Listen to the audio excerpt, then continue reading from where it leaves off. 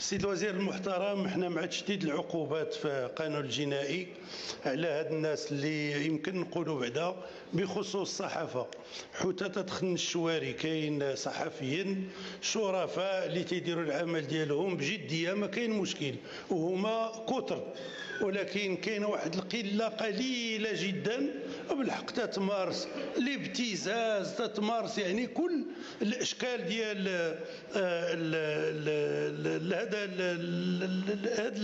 هذا النوع نتاع التعامل المشين بالمجتمع. هادو راه يمكن بعد السلطات يتصداو لهم دون شكايه ولا جوج، لان راه معروفين يعني خبر الناس عند الناس. بالنسبه حنا اليوم الحكومه تتقول بانها بغات دير كل شيء يدوز عبر البطائق الالكترونيه، ولكن في نفس الوقت المواطن خايف من استعمال البطاقه الالكترونيه نظرا للمشاكل كذلك اللي تتوقع.